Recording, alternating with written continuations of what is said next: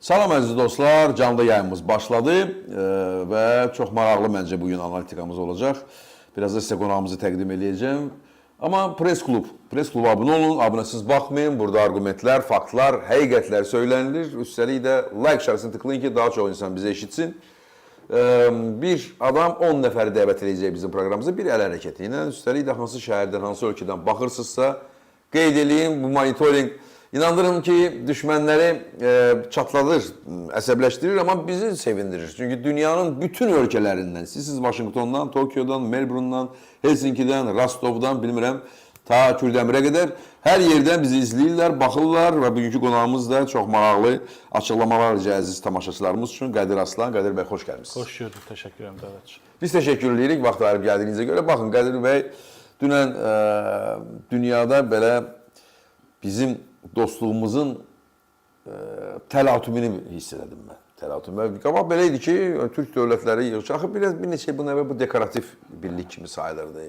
Ki, bunlar yığılışırlar, haradasa müzakirə edəcəklər, ümumi əlifbadan müzakirə edəcəyik, bu lazımlı bir şeydir təbii ki, ümumi dildən müzakirə edəcəyik. Mədəni bizim bağlantılarımızdan müzakirə edək və Türk dilli dövlətlər idi.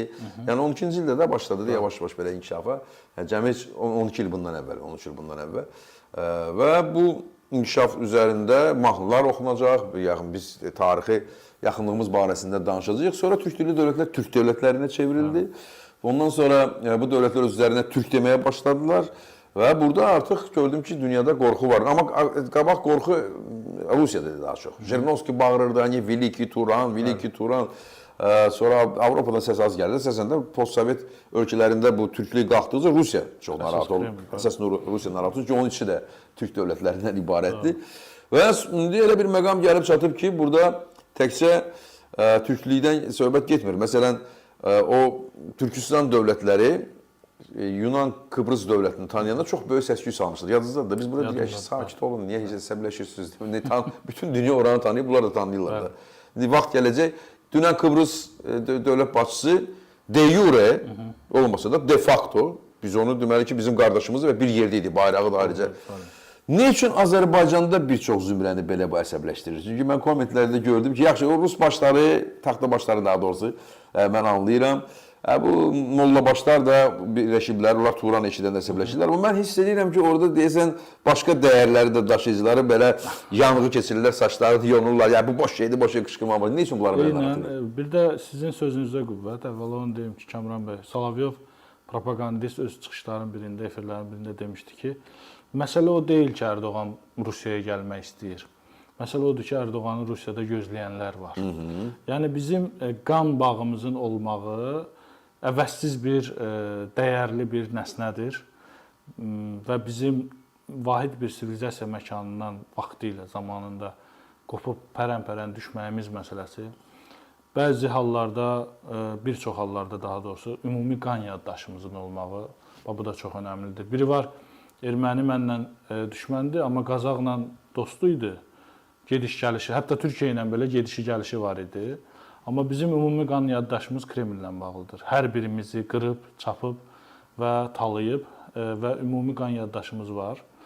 Və bunun üzərindən deyə bilərik ki, bu toplantıların, xüsusilə Türk dövlətləri adı altında toplantıların Azərbaycan prezidentinin baxışı, paradigması əsasında xüsusilə inkişaf etdiyini biz sezirik. Efirdən öncə də bunu müzakirə elədik sizlə. Və belə olan halda Azərbaycan ictimai şuurunda uzun müddət ideoloji boşluğun olduğunu da nəzərə alaraq, son dönəmlər xüsusilə müharibədən sonra bu vəziyyət bizim xeyrimizə dəyişib. Bu faktı da nəzərə alaraq, bəli, sizin də dediyiniz kimi müxtəlif fəlsəfələri və şuuru, fikir başlanğıclarını özünə rəhbər tutan qruplar var ki, onlar əmr aldıqları, direktiv aldıqları yerlərdən belə çığır-bağır etməyi, saç qopartmağı və vay-şüvən salmağı da kənara qoymadılar. Amma bütün bunlara baxmayaraq, karvan və it məsələsi, biz karvanımızı davam etdiririk və Azərbaycan geopolitik mənada oynadığı rol var hal-hazırda və gəlin nəzərə alaq ki, bu Türk dövlətlərinin birləşməsi ideyası da adətən ideoloji başlanğıc olaraq və bu istiqamətdə idealistlər də əksərən Azərbaycandan çıxıb, Krımdan gəlib. O İsmail Qaspıranlı istisna etməklə biz Əli bəy Hüseynzadəni də, Əhməd Cavadını, yəni Azərbaycandan çıxan hamısı buradan və özdə onlar dövlətçilik şüuruyla, yəni biri var hardasa bir fanatikcəsinə, bir xəyallarda, bir nəğmələr səviyyəsində birlikdən söhbət gedir. Bir də var əsaslandırılmış, institusional dinamizmi olan birlikdən söhbət gedir. Yəni, məsələn, Azərbaycan ki, təklif elədi, gəlin bunu türk dövlətləri eləyək. Bilirsiniz, eyni şeyi Azərbaycan bu qoşulmama hərəkatında da eləmişdi. Gənclər parlamenti yaratdı, qadınlar üçün xüsusi təşkilat yaratdı orada da. Burada da, məsələn, mülki müdafiə qurumu var. Biz bilirik ki, o mülki müdafiə sonraki mərhələdə hara gedib yuvarlanacaq. Bu hərbi bir, demək, blokun ilk eskizləri də belə deyə bilirik. Və yaxud da ki, vahid valyuta qoyula biləcək bank sektorunun, strukturunun yaradılması. Bu da sonralar bizim özümüzün vahid valyutamızın əmələ gəlməsi. Yəni, bir dövləti şərtləndirən, yəni ümumi böyük bir dövləti şərtləndirən nə varsa, hamısını Azərbaycan tərəfi təklif edir. Təbii ki, o biri dost, qardaş ölkələr də bundan razıdırlar. Xüsusilə nəzərə alsaq ki, Türkistanda Tokayev kimi bir lider var. Yəni, onların içində nisbətən parlaq, şuura malik, təbii ki, hamısında var. Müqayisə üçün deyirəm. Tokayev bu məsələyə qol qoyursa, demək ki, o da burada bir işıq. Dünən Bəxtiyar Vahabzadənin şeiri idi. Məncə bu əslində bir parol demək olar da belə. Çünki Bəxtiyar Vahabzadə şeirləri deyən Erdoğandan da görmüşük, onu Pezişkandan da görmüşük. Biz dünən Pezişkan yox, amma vaxt gələcək, o da gəlib təbii ki, əlləşəcək. Amma Tokayevin Bəxtiyar Vahabzadənin şeir deməyi bu əməlli başlı mesaj idi ki, yəni tamamilə də o. Bir də görünür ki, həmin dövlətlərdə speechwriterlər, prezidentin nitqini hazırlayanlar, onlar da artıq əhəmiyyətli dərəcədə meyl eləyiblər bu kimi demək ki, mövzuları işləyib hazırlamağa, belə gözəl şəkildə hazırlayıblar. Yəni əvvəlki Tokayevin və yaxud da Nazarbayevin çıxışını biz baxsaq, bir o qədər də belə bu çalarları görməzdik. Bu dövlətlər yaşında bir-birində rusca danışırlar. Çünki ünsiyyət dili rus dili idi. İndi hərə öz dilində, yəni türkçə danışılır. Və bir də sanki həmin toplantılar hesabat xarakterli idi. Kremlə bir hesabat xarakterli. Mənim gəldiyim qədər. Amma bu dəfə təbii o idi. Mənzərə Kremlə qarşı idi. Bəli. Və hal-hazırda bizim əlimizdə oynayan başqa bir məqam da var. Geopolitik balans ki dəyişir və yeni konfiqurasiyalar yaranır bu coğrafiyada və şərqlə qərb arasında yeni qapı açılır. Bu orta dəhlizdir. Bizim də Zəngəzur dəhlizi onun bir hissəsidir. Belə olan halda ticarətin gərəkdirdiyi birliklər var. Yəni gəlin biz bütün məsələləri kənara qoyaq. Yalnız ticari və iqtisadi maraqları nəzərə alsaq. Hətta o buradakı qarınqulular var. Onları da bu susturmağa kifayət edir. Makaron yeməyinə kosmos çəmbəri. Onları da susturmaq üçün ki, qardaş, bu birlik əslində sənin cibini, sənin mədəni, sənin əyin başını təmin edəcək bir birlikdir və böyük bir bazardır. Ticari maraqların olduğu yerdə müqəddəsdir. İngilislərin də dediyi kimi ticarət Allahın diplomatiyasıdır. Belə bir anlayış var. Və ticarət olan yerdə sülh olur, əməkdaşlıq olur. Baxın, bu konfiqurasiya elə bir şəkildə paralel aparıldı ki, bizim Qarabağ məsələsinin həll olunmasına əhəmiyyətli dərəcədə təsir etdi və Ermənistan artıq Turan dövlətinə çevrilmə ərəfəsindədir və bu prosesin kandarındadır. Məncə Ermənistan dövlət başçısı, bütün bu dövlət başçılarının yeganə dövlət başçısı açıq Turanı təbliğ edir. Çünki Paşinyan deyirdi ki, o yolu göstərir, Zəngəzur yolun açılmasını göstərdi və deyirdi ki, Turanın nəyi pisdir? Biz heç vaxt deməmişik ki, o yol mən deyə bilərik. Amma heç bir dövlət başçısı deyir ki, o yol Turan yoludur. Paşinyan deyir ki, o Turan yoludur və o sözü dəfələrlə təkrar edib erməni cəmiyyətinə Turan yaxşıdır, Turan yaxşıdır, təbliğat edir. Bu yerdə bir məqamı da deyək ki, Turanla bağlı mənfi mahiyyət və ehtiva edən ritorika var idi. Həm Kremldən, həm də Tehrandan gəlirdi. Turan bədheybət kimi belə deyək ki, xoşa gəlməz və xalqlara, millətlərə ziyan gətirəcək bir demək ki, nəsnə kimi təqdim olunurdu Turan. Düşmənçilik və eskalasiya və yaxud da ki, etnik ayrı-seçkiliyə məruz qalacağı kimi belə bir anlayışlar var idi. Jirinovski boğazını deyirdi, Kremldən gəlirdi. Amma indi bu görüşlər, bu təmaslar, bu toplantılar Turanın necə ümumbəşəri dəyərlərə əsas verdiyini, hətta xalqlar arasında dostluğu gücləndirdiyi, qarşılıqlı əməkdaşlıq olsun, diplomatiya olsun və digər. Yəni BMT-nin o ali sənədlərində nə yazılıbsa, hamısı Turanda demək yekunlaşır və Turandan da başlayır demək olar ki. və biz o məzmunu dəyişməyə nail oluruq. Ona gətirirəm sözümü Kamran bəy. Yəni kontekst etibarilə, mahiyyət etibarilə Turan artıq onların təqdim etdiyi şəkildə deyil. Beynəlxalq mediada biraz maraqlananda əvvəl baxırdı tutaq Moskvanın telekanallarına və Tehranın telekanallarına, mətbuatına görə bu Turan nə məsələdir? Görürdülər ki, orada mənfi çalarlar var. Yəni tamamilə fərqli cür təqdim olunur. İndi isə birbaşa özümüz, öz rəhbərlərimiz yığışırlar. Belə bir press relizlər gedir və açıqlamalar verilir. Hansı ki, dünyanın da gözünün, nəzərinin burada olduğu vaxt biz belə bir təqdimat gedəndən sonra orada da onların ağlında Turan təhlükə deyil də, yəni bilirsiniz bir Ruski Mir təhlükəsi var, Şiə hilalı təhlükəsi var. Bütün bunlarla müqayisədə Turan da onların pedestalında durmur. Turan keçir durur bunların özlərinin əməkdaşlıq eləyə biləcəyi və dostluq eləyə biləcəyi müstəvidə. Yəni bu da çox önəmli məsələdir. Burada yaxşı paralel də gətirdiniz. O Şiə hilalı ancaq Hizbullah, Hamas terroristlər hazırlayıb qan tökmək belə konseptini irəli sürür. Ruski Mir də göz önündədir. O işte o alçaqlıq, ölüm, yəni Leviathan kimi öz qardaşını yeyir, özünü yeyir. Biz isə yurtda barış, canında barış deyirik və bu dövlətlər qardaşca. Bilirsiniz, Qədir bəy, burada tarixi məqamlar var, biz aspektlər var, biz onu mütləq müzakirə eləməliyik. Əslində bu işarətləri bizim düşmənlərimiz 1000 illər öncə görüblər. İndi gələcəm nə üçün deyirəm bunu. İndi anlayırlar ki, Turan gerçəkləşir. Təbii ki, Rusiyada daha çox bunu belə dəhşətli qorxu kimi, Veliki Turan yaradırlar, bunlar bizə əzəcəklər, dağılacaq. Straşilka, amma onlar başa düşürlər ki, doğrudan Turan yaranır, Rusiya dağılır. Onlar onu anlayırlar, orada Tataristandır, Çovaşistandır, Başqırdistandır, hamısı da Yakut, hamısı bizik də, türklərdir və o xalqlar dünənə kimi türk sözü deyəndə başa düşmürlər ki, beynini boşaltmışlar. İndi hamısı deyir, biz türküz. Hamısı biz özünə qadirsə Bilge Xaqan dediyi kimi, bunlar böyüklər, Rusiya dağılır. Onlar onu başa düşürlər. İran başa düşür ki, Turan yaranırsa, o Fars belə şovinizmi balaca qalır orada, onsuz da onlar mollalardan özləri də beziblər. Və orada belə vəziyyət elə dəyişilir ki, yenidən türk dünyası dünyanın ən qüdrətli gücünə çevrilir. Bunlar onu anladı. Burada isə içəridə, həmən o liberal kimlər, Rus başlar, taxtabaşlar və sairələri, onlara elə bir narrativ yeridiblər ki, deyin əşi boş şeydir. Sən Allah be, gör kimdən Turan qurur, belə axmaq. Kimdən, baxaq görək, indi dünyada olan bütün siyasətçilərə baxaqdır, siyasi. Mən indi yenə də özümüzü tərifləməyəcəm, sonra deyərlər ki, ümumiyyətlə özünü tərifləmək yaxşı iş deyil də. Amma biz Tokayev da özümüzü yaxıq. Tokayevə baxaq, Makrona baxaq. Ya Mirzəyevə baxaq, Trumpa baxaq. Hələ mən çox uzağa getmirəm belə. Yəni ən belə böyük liderlərini danışıram. O xırda ölkələrin dövlət başçılarını danışıram. Bəli, biz burada tarixi məqamları mən söyləyim. Baxın, Dandarqan döyüşü var bilirsiniz. Yəni bizim ata-babalarımızın siyasi hərbi müstəviyə çıxan döyüş odur. Necə indi bizim o 44 günlük savaşımız bütün dünyaya bizi bir millət kimi tanıtdı və hamı bizə hörmətlə yanaşır və dünyada bu saat qalib gələn yeganə millət bizik. Yəni hamı hələ savaşda davam edir. İstəyirsən İsraildə, istəyirsiniz İran, hər yerdə.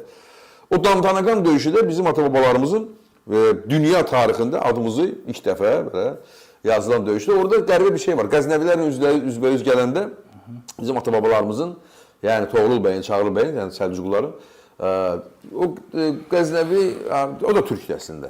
O da Məsud bəy də türkdür. Amma yığdığı ordunun, o 200 minlik ordunun hardasa cəmisi 15 bini türk idi. Qalanı əfqanlar idi, o vaxtda başqa xalq, yəni fars dilli xalqlar idi. Və döyüş zamanı həmən 15 min türk, hansı ki, Oğuzları heç tanımırlar onlar. Türkmen tayfaları, hansı tayfalardılar. Görürlər ki, üzbə-üzdə öz dillərində danışırlar. Və həmən də tam damğalardır, bayraqlardır. Onlar buraxırlar, keçirlər bizə tərəf və biz qalib gəldik. Bu bir, sonra da ikinci dəfə üstündə bir neçə il keçəcək Manazgirt döyüşündə. Teymurun da müharibəsində olur. Teymurun müharibəsində də, yəni bax, bunlar, yəni düşmənlərimiz bunu bilirlər. Onda Turan ideologiyası yox idi. Amma o qədər dil bir-birinə yaxın idi ki. Məsələn, siz dediyiniz Malazgirt savaşında Roma imperiyasının 120 minlik ordusu, 150 minə yaxın ordusu vardı. Seçeneklər də vardı, Oğuzlar da vardı. Oğuzlar da vardı, şimaldan gedən Oğuzlar da vardı. Onlar ümumiyyətlə bir 200 il idi ki, yəni bizlə təmasda deyildilər. Amma yenə döyüş zamanı görəndə ki, üzbə-üzdə, indi bilmirəm, yəqin orada sərfi bərk səslənib, döyüşdə olur da bu səsləri. Yəqin ki, amma orada da görürlər ki, üzbə-üzdə bizim dilimizdədir. Yəni artıq orada düşmənlər başa düşmüşdülər ki, bunlar öz türklüyünü anlayanda, bunlar birləşirlər, qüdrətli olurlar və indi baxın görün nə baş verir dünyada. İndi oraya gəlirəm, siz onu şərh eləyəsiniz. Slaven dünyası. qan içində. Biz onlara nə qədər nümunə desək ki, özləri bizdən qorxurlar, amma bizim nümunəmiz onlar üçün xilas yeridir əslində.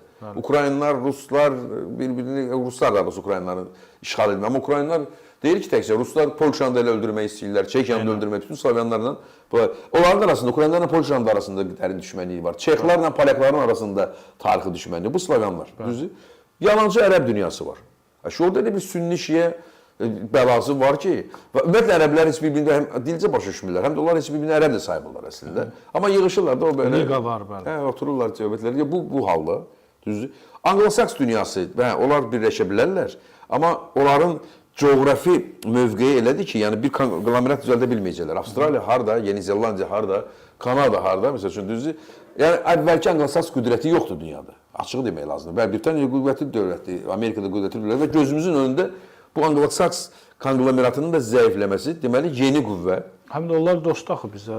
İndi dostlar bizdən təbii ki, tarixdə cürbəcür məqamlar keçmişik. İndi hətta o ideologiyamızın elə təməlində də Palmerstonun adı var və o var. İndi sualım nədən ibarətdir? Əgər bu qüvvə yaranırsa ki, gözümüz özündə yaranır və siz dediyiniz kimi müştərək ordu da yaranacaq.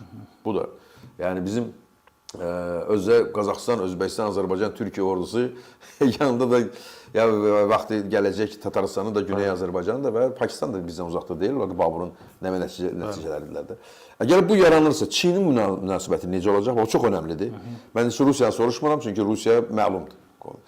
Və Rusiyanın ərazisində olan türk dövlətləri yaranacaqsa, dünyada olan mənzərədə biz Çinlə və digər ölkələrlə münasibətdə hansı mövqeyi əldə edə biləcəyik və biz doğrudan da gələcəkdə qüdrətli bir belə birliyə çevrilə biləcəyik. Ümumiyyətlə Kamran bəy, bu Şanxay Əməkdaşlıq Təşkilatı əsasında 80-ci illərin sonu Çinin qonşu dövlətlərlə torpaq mübahisəsi məsələsini yekunlaşdırmaq üzərində yaranıb. Sonra da Sovet İttifaqı dağıldı, yerdə qalan o 5 dövlət Çini vahid Çin kimi tanıdı və bunun üzərindən artıq Şanxay Əməkdaşlıq Təşkilatı yaranmağa başlandı. Çin üçün ən müqəddəs məsələ vahid Çin məsələsinin qəbul edilməsidir. Birinci onların qırmızı xətti budur. Danışıqlarda da bunu vurğulayırlar. Xüsusilə Tayvan məsələsi onların çox müşkül məsələsi olduğuna görə hansı dövlət vahid Çin kimi yanaşırsa və Kommunist Partiyasının olduğu vahid Çin, yəni Hamindançıların olduğu yox, sonra digər məsələləri müzakirə etməyə hazırdır. Vahid Çin dedikdə onlar hansı torpaqları? Türkistan daxildir ora, Hong Kong daxildir ora, Hong Kong artıq Tayvan daxildir. Tayvan. Yəni Hong Kongun muxtariyyəti də var deyə, onlar hələ də narahatdırlar onlar. Bir də şimalda, uzaq demək, şərqdə, Xabarovsk istiqamətində torpaqlara iddialıdır. Rusiyanın ərazisində olur. Rusiyanın hal-hazırda ərazisidir və orada bilirsiniz bir dönəm tamaşaçılara yəqin maraqlı olur, yaşıl Ukrayna dövləti olub. Bəli. Zakitayşina deyirdilər ona.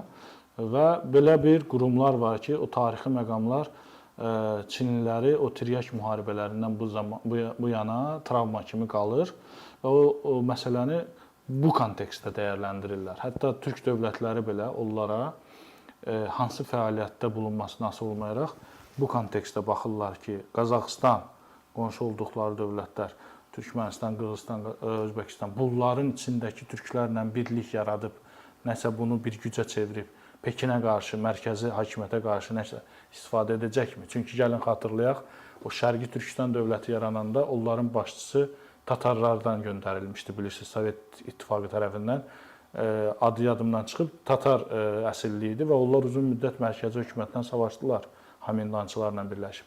Bunun tarixi əsasları budur. Çini narahat edən, Çini travmaya soxan elə ki 20-ci yüzildə olan məsələlər kifayət edir. Hələ mən getmirəm həmin o Kürşadın hadisəsinə və Bəyaz Lotus gecəsi hadisəsinə. Biraz da uzağa geçsək gedib çıxacaq o Çin səddinə, o sədd bizə görə çəkilib, bizim bu qorxumuzdan çəkilib. Amma istənilən halda onların siyasi ənənəsində türklərlə bağlı müəyyən protokol var. O protokola əsasən davranma var. Amma məsələ burasındadır ki, sənaye inqilabı baş verdikcə bu kimi dövlətlərin həm qonşu dövlətlər, regional dövlət, həm də beynəlxalq münasibətlərində xeyli dərəcədə dəyişiklik, xüsusilə texnologiyanın bu kimi məsələlərə inteqrasiya olunması və ticarətin heç olmadığı qədər dünyanı qloballaşdırılması və global village deyilən o qlobal kənd halına gətirməsi Bu öz-özlüyündə Türk dövlətləri ilə Çin arasında, Türk dövlətləri ilə Slavyan xalqları arasında və həmçinin Ərəb dünyası arasında yeni bir konfiqurasiyanın yaranmasına əsas verir. Həm də ki, bir yol, bir kəmər o. Bəli, bir kəmər, bəli, bir yol. Çünki o da gəlib bizim Türkistan üzərindən bizim keçir. üzərimizdən keçir və bu mənada Çinin strateji mənada orta dəhlizlə əlaqədar olaraq bu dövlətlərə müəyyən ehtiyacı yaranır, strateji ehtiyacı yaranır və belə olan halda Çin də öz mövqelərindən müəyyən mənada geri getməyə demək məqbul saya bilər. Bundan əlavə burada başqa bir faktor var. Siz sual verirsiniz, münasibətlərimiz necə inkişaf edir? Tokyo amili var. Tokyo, bilirsiniz, orada qırğın törətmiş bir demək dövlətdir. Nankində 500 minə yaxın insanı qətl etmişdilər bir zamanlar. O travma qalır. 27 milyon, yəni 2-ci Dünya müharibəsində Yaponiya Çini istila eləmişdi, işğal eləmişdi və orada ümumən 27 milyon Çinli öldü. Bəli, milyonlarla adamı qətl edib və Yaponiyanın da türk dövlətlərinə xüsusi simpatiyası var. Baxın, bu üçbucaq necə qapanacaq? Türk əsirli sayırlar özlərini çox qədimi gələn. Orada özdə turançılıq təbliğ olunur. Bu türk göy mavi bayraq orada bilirsiniz ayrıca QHT-lər var. Yaponiyanın Pekinlə olan qarşıdurmasında bu üçbucaqda biz necə bunların arasındakı münasibətlərdən dolayı öz münasibətimizi sərgiləyəcəyik, hansından yana olacaq? Bu da çox önəmli sualdır. Bundan əlavə biz İsraillə Türkiyənin arasında olan münasibətləri artıq təcrübəmiz var. Yəni bunu tamaşaçımızda təsəvvür yaransın ki, bu nə qədər qəlizdir və hansı diplomatik və demək enerji sərf istəyən bir məqamlardır, onları gətirirəm mövzu olaraq və burada ən önəmlisi 90-cı illər, daha doğrusu 2001-ci ilin dekabrın 11-də Kamran bəy çox mühüm bir hadisə oldu. Çin Dünya Ticarət Təşkilatına üzv oldu. Həmin ilin sentyabr ayında isə Amerikada bir məşhum hadisə baş vermişdi. Əkiz güllələrin bombardıman edilməsi və mənim ad günümdə yeri gəlmişdi. Bəli, Allah ömür versin sizə. Həmin vaxtı, həmin o dekabrın 11-də baş verən hadisə kölgədə qaldı. Əslində Çin Ümumdünya Ticarət Təşkilatına üzv olmaqla böyük bir ticari açılıma getmiş oldu və beynəlxalq ticarətin mühüm bir enerji blokuna çevrilmiş oldu. Bundan sonra Çin kimlə strateji müqavilə bağlayıbsa, Mərkəzi Asiya dediyimiz Türkistanda, hamısına şərt kimi o strateji müqavilələrdə bənd qoyulub ki, Dünya Ticarət Təşkilatına üzv olmalısan. Yəni, məsəl üçün, Qazaxıstanla imzalayıb, Qazaxıstan üzv olub, Qırğızstanla imzalayıb, Qırğızstan üzv olub. İndi bizlə nə bilirsiniz, keçən il imzaladı və o şərt kimi orada var, Dünya Ticarət Təşkilatına üzv olmaq. Azərbaycan da artıq mənə elə gəlir bununla bağlı hərəkətlənməyə keçəcək. Çünki bu orta dəhlizi Azərbaycanın Dünya Ticarət Təşkilatına üzv olmaması halında, yəni bu istisna halında təsəvvür etmək mümkün deyil. Və məsələn, bu tərəfi də var. Yəni, istənilən halda konfiqurasiya elə bir şəkildə qurulub ki, bunun ticarət dayağı və ticarət əsası ağır basır. Tərəzinin ən ağır basan tərəfidir. Təbii ki, burada hərbi komponent və geostrateji komponent də rol oynayır. Amma ticari maraqlar, necə ki, Pekindən, Şanxaydan çıxacaq demək, həmin o konteynerlər əvvəl 36 günə gəlib çatırdısa London, Avropaya, indi 16 günə çatacaq. Bu özlüyündə bütün digər etnik, milli, tarixi, hərbi və digər məsələlərin asan şəkillərlə olmasına imkan yaradacaq. Amma bu təkcə Çin üçün yox, amma Türk dövlətləri üçün də biz əgər sərhədləri şəffaf eləyəcəksə, Avropa Birliyindəki kimi, təbii ki, çox sadəsini deyirəm də, mən çox da nə getirmirəm. Dükkanlarda qiymətlər dəyişiləcək. Eynən. Qiymətlərdə emin olacaq. Yeri gəlmişkən tarixi arayış verək. Çingizxan Cəlaləddinə, Xarəzmşah Cəlaləddinə tacir, daha doğrusu elçi göndərəndə deyirdi ki, gəl azad iqtisadi zona yaradaq indiki dillə. Bizim demək ticarət karvanlarından siz gömrük almayın. Vahid gömrük təşkilatı yaradaq, getsin rahat sizin də qoşunlarınız onları sərhəddən sərhəddə ötürsün və Avropaya qədər. Amma bunu əvəzinə xatırlayırsınız, həmin dövrdə Cəlaləddin bunu başa öldürmüşdür. Və bu təkrar olunur. Yenidən şərqdən Türk dünyasına tərəf bir təklif olunur. Bu tarixi şansdır deyə bilərik. Çünki ingilislər dəniz yollarını kəşf etməklə bizi quru imperiyalarına çevirdi, sonra dağıldıq biz. Yəni, öz ticari əhəmiyyətimizi itirdik, dağıldıq. Amma yenidən quru imperiyasının, quru dövlətlərinin, o Heartland nəzəriyyəsinə əsasən əhəmiyyəti artmağa başlayır. Yəni, su yolu, ticarət yolu qalmaqla bu orta dəhliz quru vasitəsi ilə keçəcək yollar, ticarət yolları siz də dediyiniz kimi həm mərkəzi Türkistan dövlətlərini, həm Azərbaycanın, həm Türkiyənin ağır çəkiyə malik olmasına gətirib çıxardacaq, rifaha, bundan əlavə xarici investisiyaların gəlməyinə və bir də islahatların baş verməyinə, Kamran bəy. Hər kəsi maraqlandıran budur. Demokratik islahatlar, insan hüquqları ilə bağlı olan məsələlər və bir də iqtisadi islahatlar. Yəni insanların sosial rifahının yaxşılaşması məsələsi. İstəyirəm burada bir balaca replika söyleyeyim. Çünki bax indi hamı belə başı havalanıb bizi söymür ki, onlar başa düşdükdə Turanı nifrət edənləri filan. Amma belə düşünməyə çalışan beyinlər də var ki, deyirlər yaxşı bu Turanın üstünlüyü nə olacaq? Bax siz dediyiniz deyirsiniz ki, əsasən də arqument gətirirlər ki, Turan dövlətlərinin demokratik ənənələri yoxdur. Aha, belə deyirlər. Onu deyirlər. Onu ayrıca müzakirə edirik ki, hansı ki biz başlayan demokratik hərəkətə Avropada Avstriya-Macar imperiyasından tutmuş hər də diktatora oturmuşlar əslində. Bir də karollar oturmuşdu. Amma başqa şey deyirəm sizə. Yəni burada biz anlayırıq ki, əgər ticari yollar açılacaqsa, yolun açılmağı nə deməkdir? Mütləq yeni ideyaların, yeni texnologiyanın, fəlsəfi başlanğıclar. Bəli. Yəni onu demək istəyirəm. Yəni o yolun açılacaqsa bu sizcə həmin siyasi konfiqurasiyada dəyişə biləcəkmi Turan ölkələrinin içində? Mən düşünürəm ki, burada iki model mümkündür Kamran bəy. Biri Körfəz ölkələrinin uğuru, xüsusilə Səudiyyə Ərəbistanı krallığının uğuru, bir də sənayeləşmiş Avropa ölkələrinin uğuru. Bura Sinqapuru da daxil edirəm. Bu iki model bizim yol ayrıcımızdır, bizim dilemmamızdır. Biz, xüsusilə Azərbaycan, bu məsələdə bir yolu seçsək Körfəz ölkələri kimi zənginləşməyi, bu bizim heç də yararımıza deyil.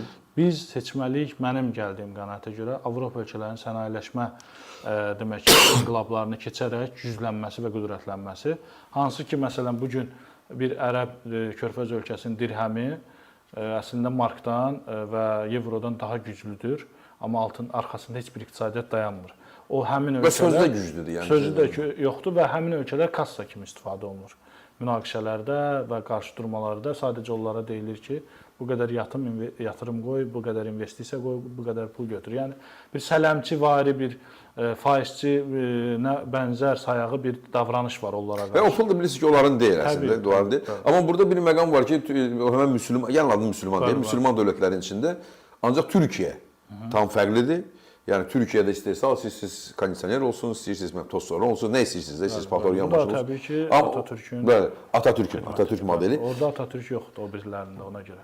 Demək ki, mən onun üçün demək istəyirəm, yəni o Atatürk modeli yaşanacaqmı bu Turan dövlətlərində? Mən düşünürəm ki, Azərbaycanın burada bu mənada təşəbbüsü çox önəmlidir. Çünki Azərbaycan tərəfi buna can atdığını göstərir.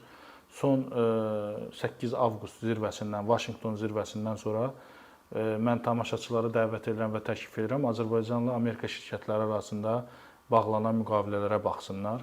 Xüsusilə innovasiya texnologiyaları sahəsində, bank sektoru sahəsində, fondlar sahəsində və Azərbaycana gələcək küllü miqdarda yatırılacaq investisiya.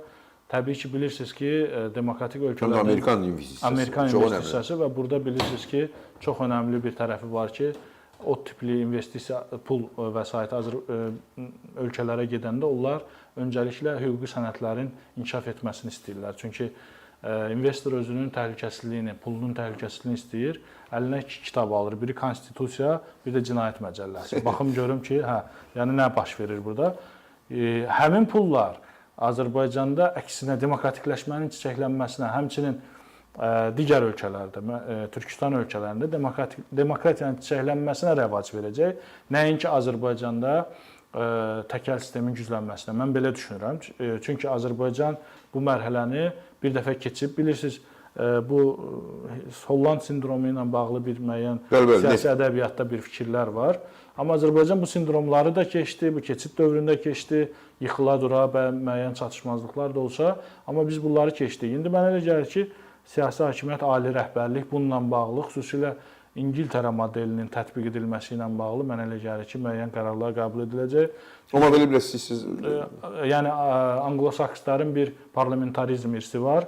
Azərbaycan da bu parlamentarizm irsinə ən birinci elə müsəlman şərqində adət üzrə belə deyilir, siz də xatırlatdınız az öncə, ən birinci gedən bir ölkədir.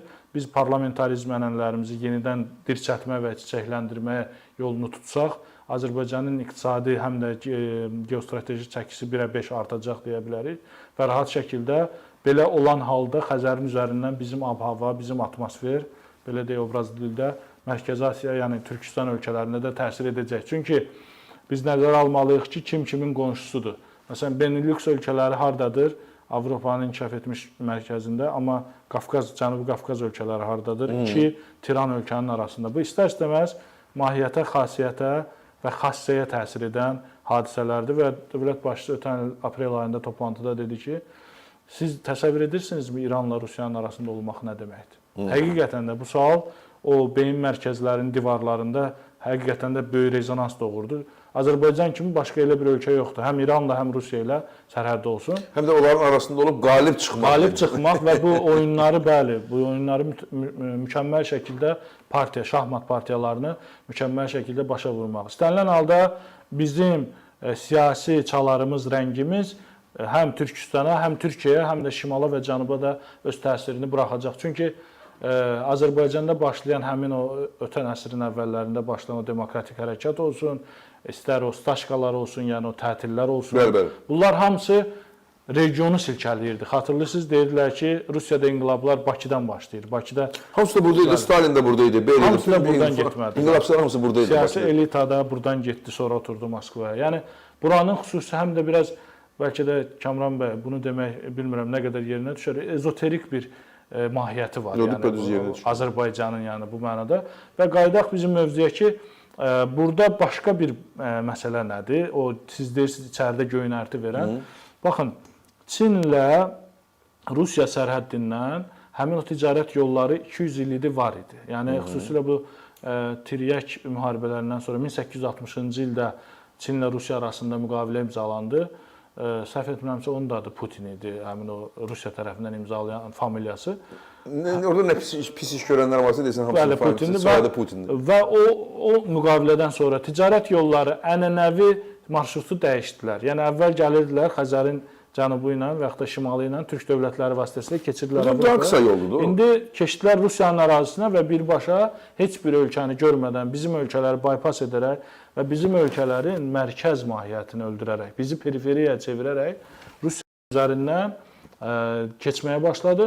Bizim ölkələr də yox idi, işğal olunmuşdu. Rusiya özünə qatmışdı deyənə, o istədiyi yerdən yolu çəkirdi. Ticarət yollarını dəyişirdi, istədiyi yoldan keçirdi və bizi də burada strateji əhəmiyyətimizi azaldaraq bizi periferiyaya çevirə bilmişdilər. Yəni çox böyük, güclü bir siyasət getmişdi. İndi bax bu siyasət geriyə dönməyə, çarx yenidən fırlanmağa başlayır Kamran bəy. Həmin o yol yenidən qayıdır özünün mahiyyətinə, ənənəvi mahiyyətinə. Çünki biz tamaşaçılarımız da bilir ki, Azərbaycan və Türkistan ölkələrində ən qədim arxitektur abidələri karvansaraylardır. Ən qədim arxitektur abidələri çarşı bazarlardır. Təbii. Demək, buralar daima min illər boyu ticarət yolları olub. Siz gedin həmin o Rusiya ərazisindən keçənlərdə belə şeylər görməz. Çünki o müvəqqəti yaranmışdı. İndi ikinci məqam odur ki, bizim Çinlə sizin əvvəlki sualınıza qayıdaq. Çinlə olan yaxınlaşmağımız nəyə təsir edəcək? Növbəti 200 ilə, bəlkə də daha çox müddətə ticarət yollarının yenidən qayıdıb Azərbaycan kimi ölkələrin rifahına xidmət etməsinə və belə olan halda nəzərə alsaq ki, Rusiya Federasiyası adlanan bu siyasi vahid var, qlobusun şimal hissəsində yaranıb, onun daha bir dişinin çəkilməsi deməkdir. Yəni, ticarət gücünün və arteriyasının əlindən çıxması, onun əlindən milyardlarla hər il dövriyyənin çıxması deməkdir. Bu da əhəmiyyətli bir hadisədir. Təbii ki, bütün savaşlar tarixdə o yolun üzərindədir, o yola görə olub. Belə Çingiz xanın da, Əmir Teymurun da, Sultan Süleymanın da, Şah İsmailin da hamımızın həmişə də biz qalib gəlmişik. Düzdür, bir-birimizlə vuruşmuşuq, amma Turan ideyası yox idi. Yəni, orada bizdən başqa da heç kim qüdrət də yox idi.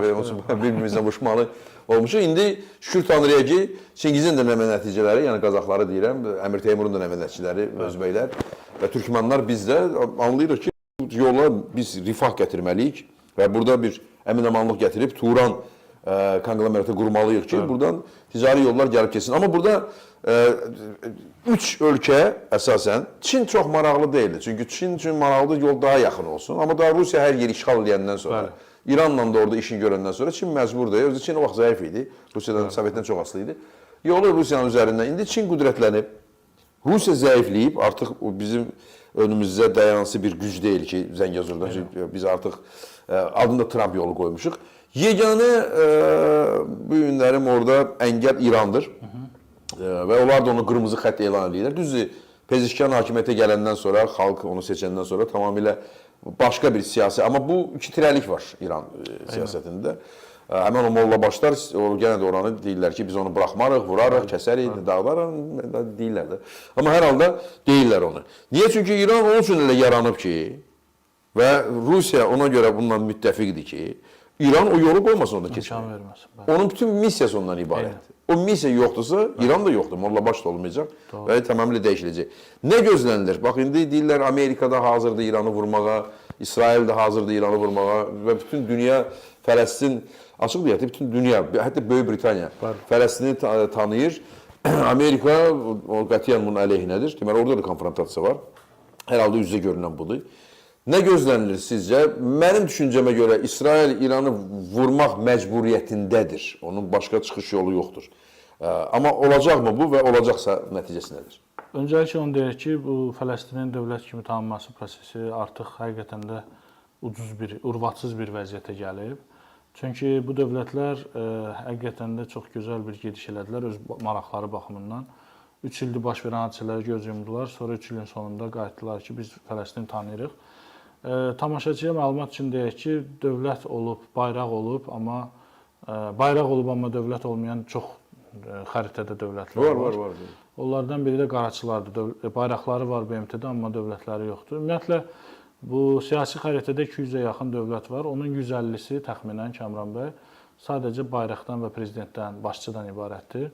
Və onlar imperialist, kolonialist dövlətlər tərəfindən bir zaman BMT ona görə gətirildi ki, hər kəs özünün koloniyası olan ölkələri gətirdi ki, səs çoxluğu üçün və indi hal-hazırda Məsələn, Sovet dönəmində Ukrayna, Belarus üçün bəli 3 yer tuturdular. Biz yox idik, amma Ukrayna, Belarus vardı orada. Məqsəd də aydın idi və həmin dövlətlər bir də silah qaçaqmalçılığı, insan alveri, narkotrafik üçün istifadə olunur. Qalır yerdə 50 dövlət.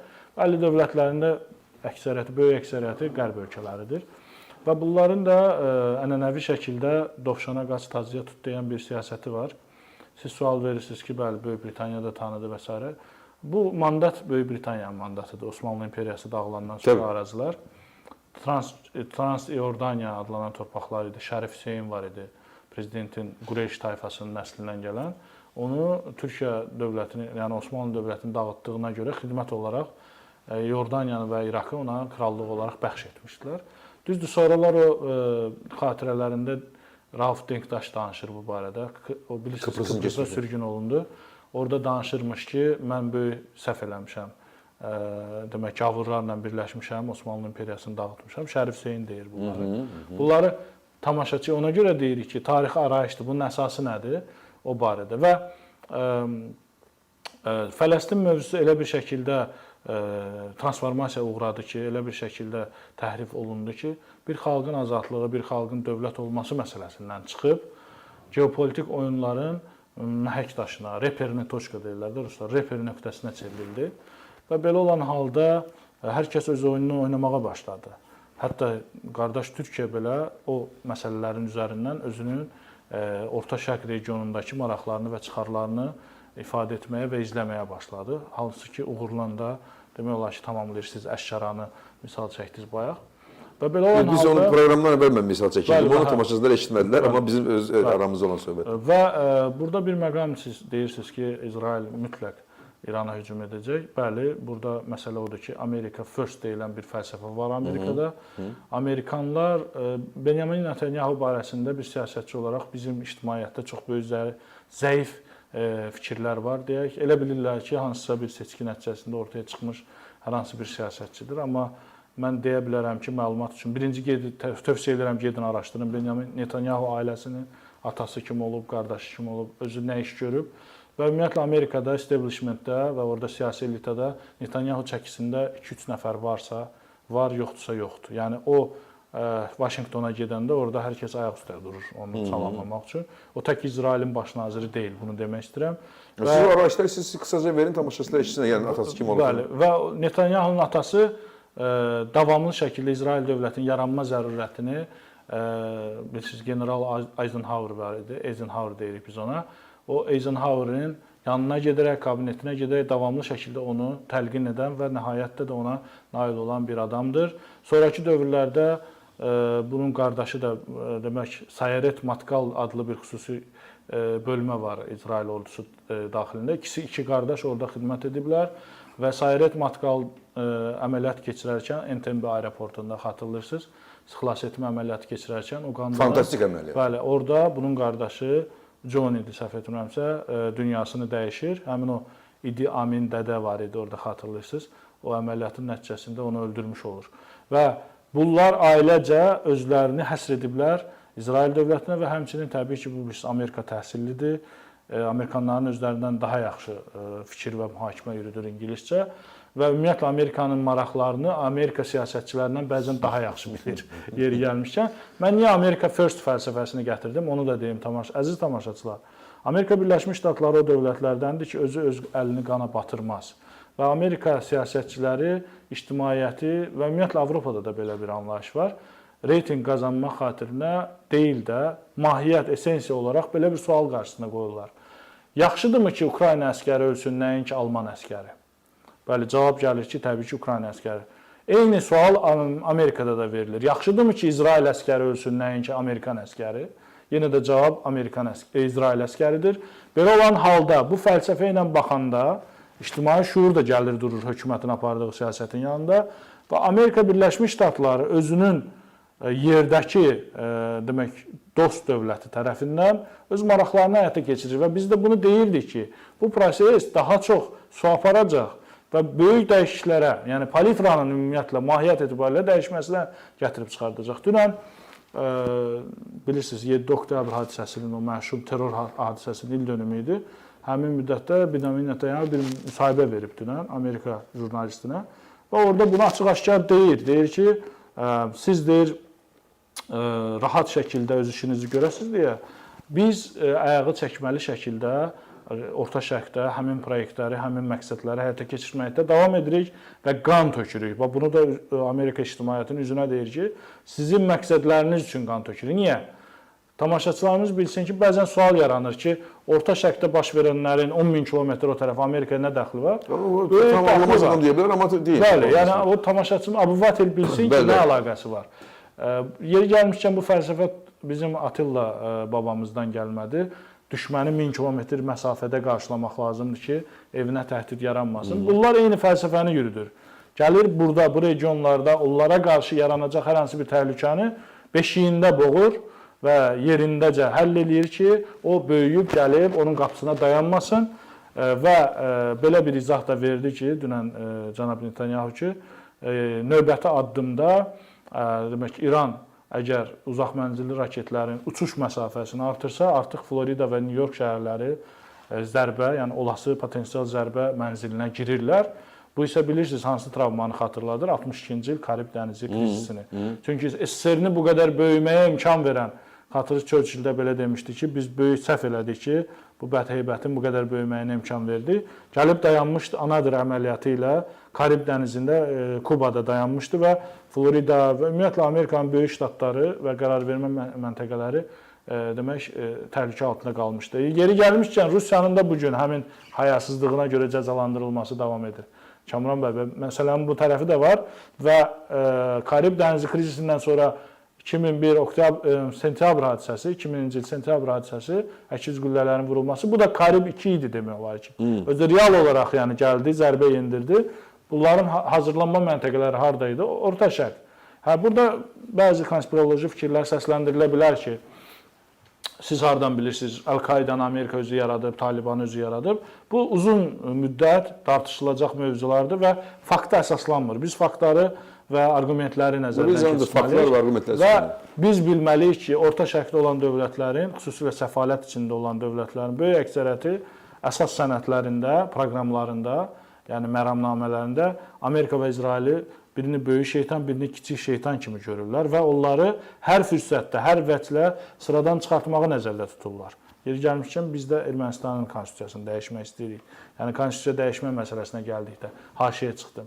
Və belə olan halda bu dövlətlər, bu yarımcan dövlətlər ki, paramilitar təşkilatlar saxlayırlar özlərində, bunları sırf başını əkmək, İsraildə belə adlanır o proyekt, cutting the grass, yəni otu biçirsən ki, çox böyüməsin. Və başını əkmək və onların mahiyyətində olan o terrorist təşkilatları da sıradan çıxartmaq və Tehranı tamamilə vurub oradakı rejimi devirmək məqsədi güdür. Yeri gəlmişkən Roosevelt və demək Ford gəmiləri də strike qrup deyirlər də, vurucu qrup. Gəlib çıxıblar Aralıq dənizindən keçiblər. Hal-hazırda oradadılar. Bundan əlavə yanacaq doldurma, havada yanacaq doldurma gəmiləri var, hava gəmiləri. Onların hamısı gəlib İsrail ərazisindədir və C-5 Galaxy tipli yükdaşıma hava gəmiləri var. Onlar da gəlib İsrail ərazisindədir və bu belə olan təqdirdə mən bəzən belə bir arqument eşidirəm ki, güya İsrailin sursatı qurtarılmış, ona görə dayandırdı 12 günlük. Əsla belə deyil. İsrail 7 dövlətə qarşı eyni zamanda savaş aparan bir hal-hazırda dövlətdir və Amerikanın partnyorudur və o qa deyəcəksə, necə bizim nağılı qa olacaq, qo deyəcəksə qo olacaq. Onun təchizatı heç zaman gecikməyəcək və gecikməyib. Rəqəmlər onu göstərir. Yəni siz sonra Trump olsun, siz kim olur olsun dayanmayacaq. 12 milyard dollarlıq artıq silah-sursat gedib 2 il ərzində Amerikadan İsrailə və belə olan halda İsrailin yenidən İranı vuracağı heç bir şübhə doğurmur. Bu dəfə həlledici zərbədən söhbət gedir. Yəni rejimi devirə biləcək zərbədən. Bu nöqtədə bir haşiyə çıxaq.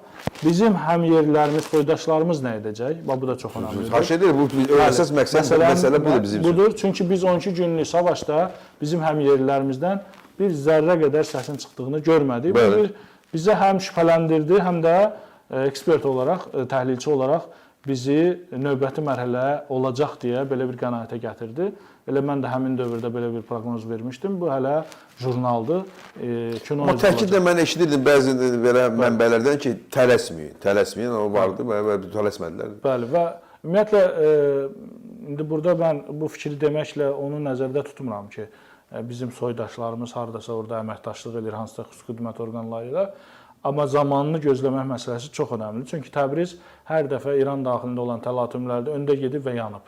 Bir neçə dəfə özdə və yanıb o yanandan sonradakı İrandakı yeni yaranmış rejim və yaxud da dövlət öz məqsədlərini həyata keçirib. Amma bu dəfə yaxşı oldu ki, Təbriz və ümumiyyətlə digər Azərbaycan şəhərləri ayaqlanmadılar. Əgər İranda da o bizim şəhərlər ayaqlanmırsa, İranda dəyişiklik olacağına heç bir ümid bəsləmək olmaz. Amma istənilən halda biz bilirik, Səudi Ərəbistanı, bəluçuları, ərəbləri orada silahlandırır. Kürdlərlə demək ki, digər Kürd dövlət qurumlarının və təşkilatlarının sıx əlaqələri var. Onlar da silahlandırılır. Amerikandır. Bəli, onlar da silahlandırılır. Qalır bizimkilər, hansı ki, çay etibarilə də ən çoxdular. Bunlar niyə silahlandırılmasın? Mən sadəcə ehtimal deyirəm, əziz tamaşaçılar. Mən burada elə sözlər demək istəmirəm ki, bu diplomatik məsuliyyət yaratsın. Yəni, mən deyə bilmərəm onlar orada niyə. Baş verən o dəyişikliklərə hazır olmalı. Bəli, hazır olmalı. İndi siz dediniz ki, Təbriz neçə dəfə öndə olub sonra yanıb. Amma biz özümüz neçə dəfə hazır olmamışıq. Biz. Eynən. Yəni, mən indi Quzey Azərbaycandan danışıram, bizdən danışıram. Hazır olmamışıq və yanmışıq. Yəni, biz 1917-ci ildə də Rusiya dağılanda hazır deyildik. Ona görə Drno oradan gəldi, Andranik buradan gəldi, üstümüzə cümdülər, biz yandıq, öldük, bizi zorladılar, kəsdilər, doğradılar. Və 90-larda da həmən hadisə baş verdi. Yəni Rusiya dağılandan sonra hazır deyildik deyənə, erməniləri silahlandırdılar. Biz könüllü, hardan silah tapdıq, getdiyi vuruşduq, amma içəridən gördünüz kimləri, yəni hazır deyildi. İndi də Güney Azərbaycanlılar hazır olmalıdırlar. Ki, baş verənlər, siz nə düşünürsünüz və necə şərh eləyirsiniz onu ki, yəni vurulandan sonra bizimkilər nə edəcəklər və nə olacaq sizə? Biz necə ki, məsələn, siz xatırlıyız hər dəfə efirimizdə müzakirə edirik ki, bizim Rusiyadakı həmvətənlər nə etməlidir? Mən həmişə deyirəm ki, silahlanmaq lazımdır. Çünki Yekaterinburqda baş verən hadisə onu göstərdi ki, gecə saat 2-də demək, Sletkom gəlir, girir içəri, insanları götürür, aparır, öldürür, sonra da cinsiyyət orqanı kəsir. Belə olan halda sənin öz evindən gəlib aparırsa, sən silahla cinsiyyət orqanını kəsirlərsə, sən ona müqavimət göstərməlisən də. Yoxsa istəyək o kəssinlər. Belə bir hadisəni sepah edirmi? Edir. Yəni İran daxilində. Düzdür, mən bəzi həmvətənlərimizlə, soydaşlarımızla söhbət elədim. Kamran bəy deyirlər ki, xeyli dərəcədə mərkəzi hakimiyyət və vertikal zəifliyib Azərbaycan şəhərlərində. Bəli. Və demək olar ki, Deyirəm ki, o hicab məsələsi o fake-dir yoxsa? o fake-dir. Fake-dir. Hələ ki, çünki orada bir damar yoxlama məsələsi var da. Hazırlıq gedir axı İsrail hücuma keçəcək deyə. Necə deyirlər ona, informasiya bazası yaradılır belə deyək, insanların şuurunda. Burada bir məsələ xüsusi vurğulanmalıdır ki, Azərbaycanlılar Təbrizdə və Ərdəbildə bu və ya digər şəkildə, indi oradakı bizim milyarderlərimiz də var, silahlanmalıdırlar. Çünki İran tərəfi əgər təhdid edirsə bu savaş ərzində müstəqil Azərbaycanı vurmağı, görün orada bizim əsarət altında olan qardaşlarımıza nələr eləyə bilərlər. Yəni, mahiyyət etibarilə İrandakı rejim bundan ibarətdir.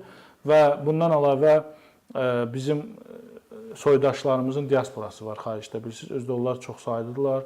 Əsaslı elita ziyalılardan ibarətdir, həkimlərdir, vəkillərdir. Xüsusilə qərb ölkələrində onların çox yaxşı dayaqları var. Bundan əlavə onların maliyyə qurumları var. Yenidən səfərbər olmalı və təşkilatlanmalı bu proseslərdə xüsusilə informasiya dəstəyinə ehtiyac duyulacaq. Çünki onlar beynəlxalq mətbuatı düzgün, səhih məlumatla qidalandırmalıdırlar. İran daxilində nə baş verir? Çünki dərhal İran interneti bağlayacaq, kanallar, mərkəzi kanallar propagandaya başlayacaq və belə olan halda biz bilməyəcəyik. Orada içəridə kimi asırlar, kimi kəsirlər. Həmişə kimi. 12 günlük müharibədə də eyni şey elədi. Belə olan halda bizim soydaşlarımız bu kimi hazırlıqlar içərisində olmalıdırlar. Burada Azərbaycan və Türkiyə hansı reaksiyaları verəcək? Bu məsələ mərhələli şəkildə dəyişəcək. Mən demək istəyirəm ki, burada baxmaq lazımdır ki, proses hansı yöndə inkişaf edir. Çünki Azərbaycan özünün beynəlxalq reputasiyasını və regiondakı vəziyyətini nəzərə alaraq müəyyən ehtiyatlı davranma stilini və tərzini seçə bilər. Amma prosesin hansı mərhələsindən sonra açıq-aşkar addımlar atacaq, o da bəllidir. Çünki biz xatırlamalıyıq ki, İkinci Qarabağ savaşı dönəmində Azərbaycan xeyli təmkinli davrandı Rus orduları Qarabağa girəndə. Amma üstündən 5 il keçib ritorikanın nə qədər mahiyyət etibarilə dəyişdiyini görürük Kamran bəy. Yəni, ali rəhbərlik... Doğrudur, bizim soydaşlarımıza qarşı zorakılıq olacaqsa biz sakit dayanmayacaq. Heç Türkiyə də sakit dayanmayacaq. Dayanmayacaq və burada bizi əsaslandıran arqument nədir? Bizim fikrimizi əsaslandıran dövlət başçısı bu toplantıların birində demişdi ki, dünyadakı Azərbaycanlıların öz ana dilində danışma hüququ var. Bu bilinir kimə deyilirdi. Və demiş ki, biz 10 milyon deyil, biz 50 milyon. Bəli, biz 50 milyonuq və hələ bu heç nə yox idi ortada bu sözü deyirsə dövlət başçısı. Görünün orada xüsusi amansız hərəkətlənmələr baş versə, hansı mövqeyi seçər. Və bundan əlavə Azərbaycan tərəfi və Türkiyə tərəfi humanitar demək təşəbbüslərlə də çıxış edə bilər. Əvvəl humanitar. Məsələ rəngi çox dəyişsə, çox demək qatılaşsa, yəni nəyə nəzərdə tuturam? İsrail ənənəvi demək bu cərrah dəqiqliyi ilə rejimi yıxmağa nail ola bilməsə, işdi şayət, burada artıq açıq-aşkar cəbhələşmə gedə bilər Kamran bəy. Bax, bu ehtimalı da mən nəzərdən keçirməyə təklif edirəm. Amma bütün bunlara baxmayaraq Amerika Birləşmiş Ştatlarının məsələyə əlaqədar olması çox sevindiricidir. Nə mənada? Bilirsiniz ki, İsrail 2 il ancaq özü savaş aparırdı regionda. Bəli, nə qədər belədir? 12 günlük savaşda Amerika birbaşa özünün demək bombardımançı təyyarələrini göndərməklə bir oxun, bir düşərgənin İran üzərinə getdiyini demək açıq-aşkar bildirdilər. Qarşı tərəfdə ox varmı? Var. Çünki İran, Moskva, bunlar bir-birləri ilə bir alış-veriş edir. Şimali Koreya, İran tərəfindən... Çinin adını çəkmirsiniz. Çinin demək iştirakı belədir, ənənəvi şəkildə. Çində fəlsəfə bundan ibarətdir. Hətta bilirsiniz, Koreya savaşı dönəmində şevronsuz, apoletsiz zabitlər və ordu göndərmişdi. Əslində Çin ordusu idi. Sadəcə onları kommunizmi qurmaq könüllüləri kimi bir təşkilat kimi göndərmişdi. 15 min adamı. Amma Çinin ordularıdır. Çində belə bir ənənə var ki, onlar o Putinin Krımdakı Zilyonu Silaveski kimi belə bir addıma gedə bilərlər. Yəni, özlərinin ərazisindən müəyyən adamları, özdə xüsusilə dini fundamentalist bizim o türk qardaşlarımızdan seçə bilərlər və onlardan göndərə bilərlər İranın uğrunda döyüşmək üçün. Bunlar hamısı ehtimal olunan senarilərdir, masadadır. Və bunların hər birinə qarşı... Kimlə döyüşməyə? Yəni İranın xeyrinə. Başa düşdüm, amma İsrail ora quru qoşunu məncə salmayacaq. Burada İsraildən əvvəl İraq ərazisindəki paramilitar qrupların ora girəcəyini və ÇVK-lar, o hərbi şirkətlərin ora girəcəyini biz görməliyik və bir müddət sonra İraqdan gələn qüvvələr Kürd qüvvələri olacaq. Orada Kürd militanları da var. Yeri gələcək türkmən qüvvələri də orada Düşmənlər də var. eləyəcəklər. Var, o silahlıdırmı İraq Var, silahlıdırlar və bu hazırlıqda gedir. Mən tamaşaçılarımıza təklif edirəm bu barədə dokumental, yəni sənədli filmlər var. Əgər dil bariyeri imkan verirsə, bunları izləsinlər. Türkmən qüvvələr bizim üçün təbii ki, orada gedib həm də bizim həmvətənlərimiz zaten onları gözləyir axı orada. Yəni əli silahlı bizim də qardaşlarımız bir yerdə olsunlar və biz 100 saatlıq əməliyyatı xatırlamalıyıq. Səddam Hüseynin Küveytdən çıxarılması zamanı və onlar əvvəlcə hava hücumlarını həyata keçirdilər, sonra da demək ki, piyada hücumlarına keçdilər və vurub çıxartdılar Səddamı və belə olan halda regular orduları, yəni həm Amerika Birləşmiş Ştatlarının, həm İsrailin və digər koalisiya qüvvələrinin Tehrana gəlməsi heç şübhə doğurmur. Yəni məsələnin sonrakı mərhələlərində heç bir şübhə doğurmur və belə olan halda paralel proseslərin gedəcəyinin şahidi olacaq. Həm Xəzərin şimalında, həm cənubunda. Çünki mən hər dəfə bu sualı deyirdim Kamran bəy. Necə olur ki, bu ox var, işğal oxu, bunlar söykənib bir-birinə. Sən bunun birinin başını kəsirsən, yəni Tehranı, amma Moskvanı yarımcan buraxırsan, bu mümkün deyil. Çünki bunlarda birini sıradan çıxardanda müvazinət pozulur, avtomatik o birisinə təsir edir. Elə ən yaxşısı odur ki, Tomagavkı ver Ukraynaya, İsrailə də ver başqa bir növ Cidam. Verirmi Tomagavkı? Vermək üzrədir. Yəni çünki gəldi qeyri-müəyyən bir şey dedi. Hətta insaidlər gəlir ki, artıq Polşadadır Tomagavkı var. Amma adeta Amerikanın ənənəsi elədi. Biden vaxtı bizi bilirdi ki, elan etməmişdən əvvəl orada olur, sonra Bəli, bəli. Və artıq son günlər bilirsiniz, baş verən əməliyyatlarda şübhə doğurur. Çünki 3000 kilometr dərinliyə qədər vurur artıq Ukrayna. Əvvəl də amma dronla vururdu 2000 qədər. Bəli, dronla vururdu. Sadəcə bu partlayışlar dron partlayışına oxşamır. Böyüdü partlayış. Əsasən Krımdakı partlayış daha böyüdü. Hərbi ekspertlər bunu deyir və bir də Malyukla dünənki görüşündə prezident Zelenski dedi ki, dərinə deep strike deyilən taktika var. Onu biraz da genişləndirmək lazımdır. Bu Flamingoda Tomagavkdan geri qalmır. Bəli, çox deyirlər 1 ton desən. Bəli, və bu tərəfi də var və belə olan halda həm İranda, həm Moskvada yəni nəyə gəlirik çıxırıq? Biraz da konspiroloji səslənir Kamran bəy.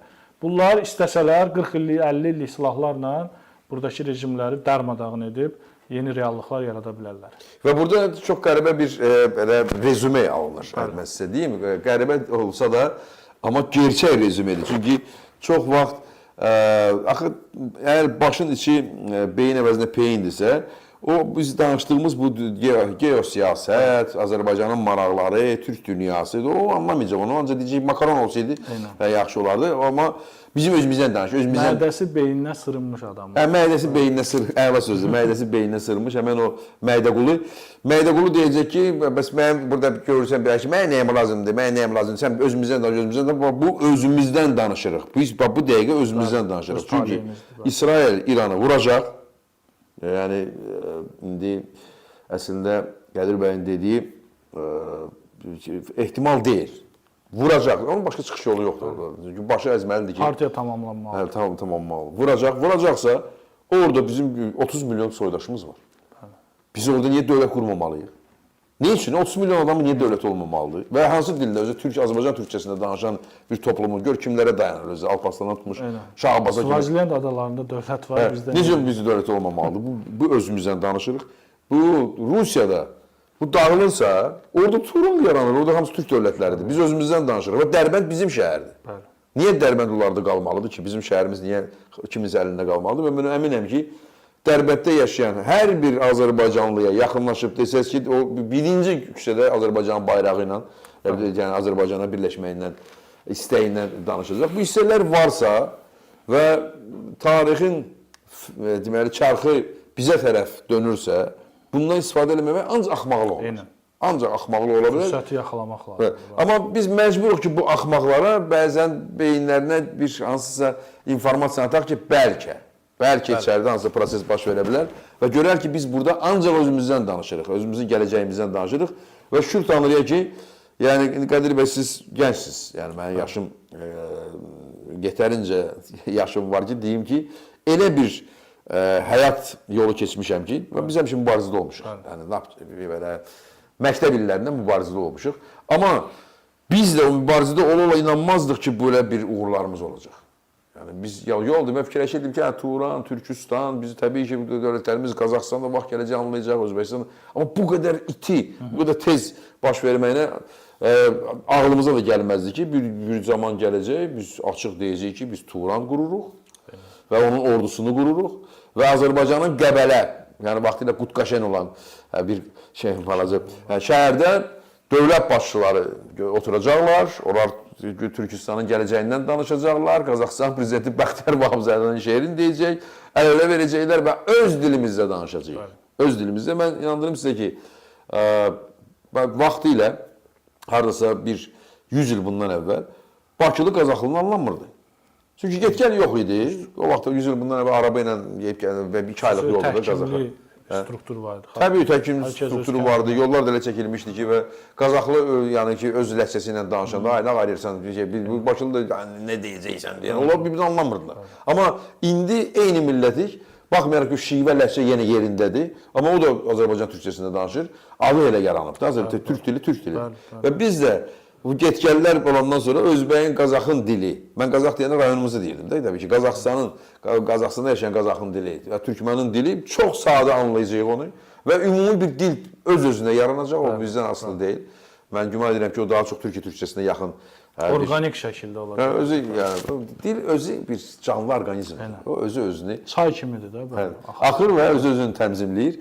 Və bizim də canımız vaxt gələcək ki, Vişnyovudan, Bardovudan, Aranjividan, Rozovudan, Karişnividən, Blad, nə bilim, belə bizə gələn bəzi burada peyinbaşlar deyirlər, Rus dilindən bizə ziyan gəlmir. Başdan ayağa kimi ziyandır, necə ziyandır? O ziyanlardan da, o ziyan Qazaxın da canında var, Özbəyin də canında var, onların da canından qurtaracaq. Çünki bizim Qədir bəy kimi, Qədir aslanlarımız var və onların da bu günlərin dəydikləri həmən o ideyalar gündən-günə yüksələcək. Qədir bəy, təşəkkür edirəm bir daha sizə. Əziz dostlar, qardaşlar, bacılar. Yəni biz hər proqramın axırında Təbrizimizə, Güney Azərbaycana və Dərbəndə salam söyləyirik. İndi yenə də söyləyəcəyik. Bir də söyləyəcəyik. Amma bu salam artıq ritorik belə hansısa arzu səslənməsi deyil. 50 milyonluq Azərbaycan qurulacaq. Təbii ki, o yol yaxın yol deyil. Amma görürsünüz hasilə necə tez inkişaf edir. Və təbii ki, Güney Azərbaycanda azadlıq hərəkatı, milli azadlıq hərəkatı qalxanda hökmən deyil ki, biz o saat başımızı belə atıb harasa, biz dəqiqə birləşməliyik. Xeyr, baxın, indi görün, Almaniya hələ də əziyyət çəkir. Hələ də əziyyət çəkirlər onlar. Ən böyük əziyyətləri də Merkeldir. Almaniyanın ən böyük bəlası o Merkeldir. O həmən Rus Almaniyasında yaranan o siyasətçidir. Və biz də artıq gözümüzün önündə görürük hər şeyi də. Özümüz ağlımızı toplayıb hərəkət eləməliyik. Bir get-gəl olmalıdır, bir mədəni yaxınlıq olmalıdır, məktəblər açılmalıdır, gözəl bir televizyon yaranmalıdır. Bu rəzil televizyondan canımızı qurtarmalıyıq biz. Rəzil imperiya düşüncəsində olan aparıcılardan canımızı qurtarmalıyıq. Yalancı yazıcı birliklərindən, yalancı yazıçılardan, yalancı alimlərdən canımızı qurtarmalıyıq. Bunlar hamısı yoldur. Bu yolu biz gedirik. Və mütləq zəfər bizimdir. Turan evladlarının da. O yüzden də buradan Təbrizə, Reyə, Rəşdə, Ərdəbilə, Zəncana, Xoya, Urmiyaya, Dərbəndə salamımız var. Bir də yaddan çıxartmayın. Dostum, əziz dostum, Müğənni Qismətin hər şənbə günü, axşam saat 10-da YouTube-da əla verilişi var.